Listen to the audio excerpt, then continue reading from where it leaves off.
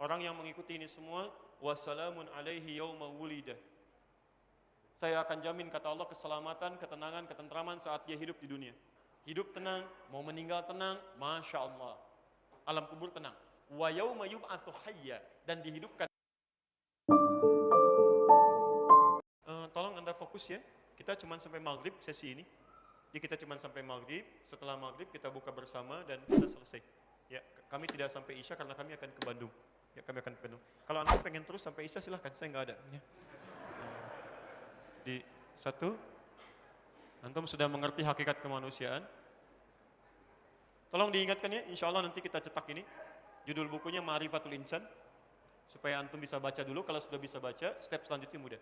Kedua, antum mencari bagaimana sebagai manusia hidupnya enak saat di dunia, nikmat saat di alam kubur, dan bahagia saat di akhirat. Maka untuk menemukan ini semua, cara cepatnya cukup antum kemudian temukan dalam Islam. Ini paling gampang.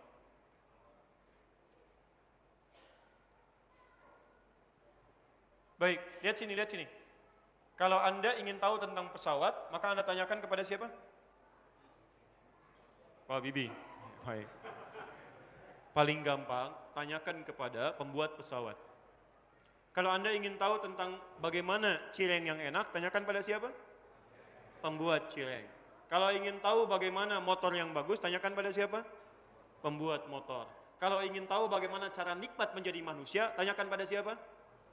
Yang menciptakan manusia. Siapa pencipta manusia? Allah. Ketika kita tanyakan pada Allah, bagaimana caranya jadi manusia yang baik supaya nikmat dunia, kubur dan akhirat, maka Allah katakan, Innad dina indallahil Islam. Quran surah ketiga ayat 19. Innad dina, sungguh tuntunan ajaran yang benar yang mendekatkan seseorang kepadaku. Din itu dari kata dana yadnu dunuwan. Dana. Jadi ad-din. Ini makna pertamanya. Sesuatu yang dekat. Sangat dekat. Wadanal jannataini dan. Ada orang di surga dekat dengan kenikmatan. Pengen anggur, celek, makan. Apel, plek, makan. Klik, ada gitu. Ya, itu enak sekali di surga. Kalau nggak percaya, kita ke surga nanti ya, insya Allah. Nanti antum akan dapatkan. Ini dana. Kemudian paketnya, tuntunannya yang menjadikan kita dekat dengan Allah disebut din. Makanya din, kenapa disebut din? Karena ketika Anda mengikuti tuntunan dengan ad-din, Anda menjadi lebih dekat dengan Allah Subhanahu wa taala. Ya, bukankah ketika Anda masuk ke dalam Islam, bukankah ketika Anda sholat, Anda lebih dekat dengan Allah? Bukankah ketika Anda baca Al-Quran, Anda lebih dekat dengan Allah? Di ketika Anda masuk kemudian ke dalam Islam, lihat, mengikuti tuntunan ad-din, maka Anda akan lebih dekat dengan Allah Subhanahu wa ta'ala. Ini poinnya. Nah, tuntunan yang membuat Anda dekat dengan Allah, dengan pencipta kita, kata Allah tidak ada yang lain kecuali Islam. Innad dina indallahil Islam. Isinya, fokus, isinya disebut dengan silmi, as-silmu. Quran surah kedua ayat 208. Kalau Anda ingin nyaman kehidupan dunia, kubur, akhirat, dekat dengan Allah, masuk ke dalam Islam, tunaikan ad-din, tuntunan isinya ada di silmi. Quran surah kedua ayat 208. Ya ayyuhalladzina amanu dukhulu fi silmi kafah. Keluarkan semua tuntunan dalam Islam. Tuntunannya disebut as-silmi. Hasilnya disebut dengan salam. Ini. Orang yang belajar Islam, mengikuti tuntunan secara total, silmi, dia akan mendapatkan salam. Ya, secara singkat karena waktu kita tinggal 5 menit, lihat salam itu kedamaian, ketentraman, kenikmatan, keselamatan. Dunia selamat, tenang, tentram. Alam kubur selamat, tenang, tentram. Maaf, akhirat juga selamat, tenang, tentram. Lihat baik-baik. Quran surah 19 ayat ke-15. Orang yang mengikuti ini semua, wassalamun alaihi yauma wulida. Saya akan jamin, kata Allah, keselamatan, ketenangan, ketentraman saat dia hidup di dunia. Bekasi dunia bukan? Dunia, walaupun sementara orang mengatakan planetnya beda, tetap dunia. Lihat baik-baik. Swiss dunia bukan? Jerman dunia bukan? Dunia, sepanjang Anda di dunia, Anda kerjakan ini, kata Allah, saya jamin hidup Anda tentram, tenang, nyaman. Jadi kemanapun Anda hidup, tenang. Kalau selama ini Anda berislam belum tenang, belum dekat dengan Allah, ada yang salah dengan keislaman Anda. Lihat baik-baik. wa yauma wulida. Ya, salamun alaihi yauma wulida wa yauma yamutu, saat dia meninggal, wafat. Dunia tenang, meninggal tenang, makanya saat meninggalnya pun tenang. Ya, Quran surah 89 ayat 27. Ya ayyatuhan nafsul mutmainnah, hei jiwa-jiwa yang tenang. Hidup tenang, mau meninggal tenang, Masya Allah. Alam kubur tenang. Wa yauma yub'atsu hayya, dan dihidupkan di akhirat dalam keadaan gembira. Masya Allah. Dunia bahagia, akhirat gembira. Dua-duanya. Di mana ditemukan? Islam. Tidak ada yang lain. Kalau Anda tidak percaya, silahkan aja cari yang lain. Tapi saya pastikan, besok kita akan kelihatan siapa yang menangis, siapa yang merintih.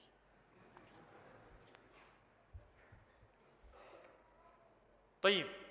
Terakhir, di sini kita baru masuk esensinya. Memang kalau belajar agak sabar, kita agak panjang ya. Yang panjang-panjang tadi baru mukadimah sebetulnya ya. Ini inti bahasan utamanya. Baik. Sekarang saya mau belajar tentang Islam. Dari mana mulainya? Kan itu poinnya. Apalagi saya tinggal di lingkungan yang non-muslimnya banyak. Di mana saya mulainya? Maka lihat petunjuknya langsung di hadis Muslim, nomor hadis yang ke-8. Lihat paling kiri sebelah atas dari posisi saya. Hadis Muslim, nomor hadis yang ke-8. Baik, saya bacakan cepat ya. Saya bacakan cepat. Nanti mungkin kita buat sesi yang kedua ya, supaya ini nanti lebih agak tuntas. Walaupun barangkali tidak langsung kita berhadapan seperti ini, mungkin bisa kajian yang terpisah. Satu, lihat baik-baik. Ketika Nabi ditanya tentang esensi Islam oleh malaikat Jibril, jawaban Nabi 5. Satu, antashhada an la ilaha illallah wa anna Muhammad Rasulullah. Lihat fokus, dan teman-teman yang di Eropa, dimanapun Anda berada saat ini, saya ingin fokuskan. Jika Anda bertanya apa yang harus kami kerjakan dalam berislam ini, jangan dulu yang tinggi-tinggi. Anda harus perkuat 5 hal ini dulu yang pokok, supaya keislaman Anda kuat. Satu, antashhada an la ilaha illallah wa anna Muhammad Rasulullah. Anda menguatkan syahadat Anda, bersaksi bahwa tiada Tuhan yang layak disembah kecuali Allah, dan Muhammad adalah utusan Allah. Lihat baik-baik teman-teman, fokus ya. Sebagian orang hanya memahami berislam cukup dengan bersyahadat, mengucapkan asyhadu an la ilaha illallah wa asyhadu anna Muhammad Rasulullah. Dia katakan selesai. Padahal Quran menurunkan tidak sampai situ. Lihat baik-baik. Ketika Anda ingin jadi Islam yang baik, Muslim yang baik, kuat dengan nilai keislaman, kata Al-Quran, jangan cukupkan syahadat hanya diucapkan di lisan, tapi turunkan dalam bentuk pengetahuan. Supaya dengan pengetahuan itu menguatkan syahadat yang telah Anda ucapkan. Lihat syahadat Anda. Asyhadu an la ilaha, saya bersaksi tiada Tuhan yang layak disembah kecuali. Pertanyaannya, kenapa Anda menyembah Allah?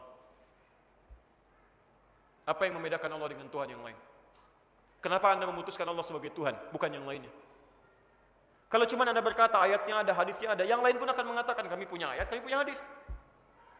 Lalu ketika Anda disoal kenapa Tuhan Anda Allah? Apalagi di Eropa sekarang, apalagi di Amerika misalnya, di benua-benua yang lainnya, yang umumnya sekarang orang mengatakan saya tidak bertuhan. Lalu ketika Anda mengatakan saya punya Tuhan, apa argumentasi Anda untuk menjawab mereka? Nah, muncul ayat-ayat di Quran yang meminta kepada kita untuk menguatkan tauhid dulu sebelum mempraktekkan yang lain. Sehingga ketika ketuhanan dan keislaman Anda disoal oleh orang lain, Anda bisa menjawabnya. Apalagi Anda tinggal di lingkungan yang mayoritasnya non-muslim, ya besar kemungkinan keislaman Anda akan disoal. Apa itu Islam? Siapa itu Tuhan kamu? Kenapa kamu begitu? Persis sama ketika Nabi SAW ditugaskan untuk berdakwah di kota Mekah. Apa pertama kali yang dibangun adalah menjelaskan siapa Allah Subhanahu wa taala. Bagaimana Allah disebut sebagai Tuhan? Apa yang membedakan Tuhan Allah dengan Tuhan-Tuhan yang dianggap Tuhan yang lainnya? Maka teman-teman di sini penting bagi kita menurunkan dalam suasana modern saat ini. Pertama, ilmunya disebut dengan tauhid namanya. Jadi kalau Anda ingin kuat keislamannya, Anda belajar tauhid dulu. Dan tauhid yang terbaik adalah mengenalkan Allah ke dalam kehidupan kita. Jadi begitu disoal, kita bisa jawab.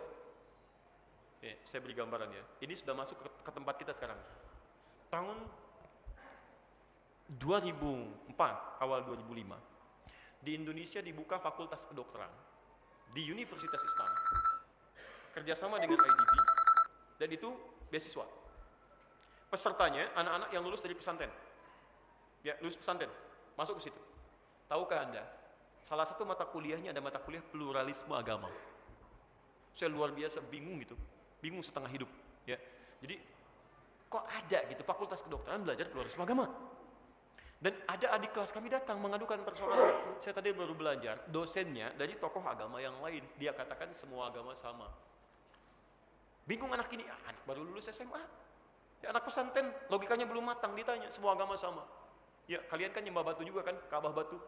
Kata anak ini mengangkat tangannya, Pak, maaf ya, Ka'bah itu bukan batu, Ka'bah itu kiblat kami. Kata orang ini, sama, patung juga kiblat kami, ini kiblat Tuhan kami bukan ini cuma kiblat menghadap kami. Anda mau jawab apa? Kalau kita tidak punya kekuatan argumentasi untuk menjawab, tidak bisa menerangkan dengan baik siapa itu Allah, bagaimana sifatnya, bagaimana memohon kepadanya, bagaimana merasakan kehadiran dalam kehidupan kita. Pertama, bagaimana Anda sholat bisa khusyuk kalau tidak kenal Allah. Kedua, bagaimana bisa menjelaskan pada orang lain kalau Allah Tuhan yang hak. Karena itu para ulama merumuskan bahasan tauhid dari pengalaman Nabi SAW mengajarkan itu selama 13 tahun di Mekah. Diturunkanlah dalam bentuk kitab yang bisa kita pelajari dalam kehidupan. Para ulama telah mengkonsep banyak tentang itu semua. Maaf, barangkali karena waktu kita tinggal 9 menit di sini untuk menuju maghrib, saya bisa cukupkan dulu dalam pembahasan ini, walaupun ini sebetulnya belum sempurna. Jadi saya berikan pesan kepada teman-teman, terkhusus yang di Eropa, jika Anda ingin mempraktekkan Islam dengan baik, maka yang pertama, belajar dulu berislam dengan baik, turunkan hal-hal pokok, jadi jangan tinggi-tinggi kita belajar, ya sementara yang pokok-pokok belum kita pahami dengan baik. Satu, ya rumus dari Nabi-nya, pelajari bagaimana mendekatkan diri kita dengan Allah dari aspek tauhid. Tadi sudah saya tuliskan ayat-ayatnya. Ya, dari mulai Quran surah 47 ayat 19, Quran surah ke-21 ayat 22 sampai turunan-turunan ayat-ayat yang dibahas. Insyaallah kami masih menyampaikan ini di Masjid Al-Amin di Bintara Jaya, ya, untuk yang di daerah Bekasi. Nanti insyaallah jadwal Oktober itu antum bisa lihat di Jumat kalau tidak keliru saya pekan yang ketiga, itu nanti ada di sana sesinya, dan di beberapa tempat yang kita sudah terjadwal untuk mengisi kajian-kajian tauhid. Antum mengacu ke sana, dan berita baiknya itu masih di pembahasan tentang Allah Subhanahu wa taala, tentang mengenal Allah Subhanahu wa taala lewat sifat-sifat dan rububiyahnya.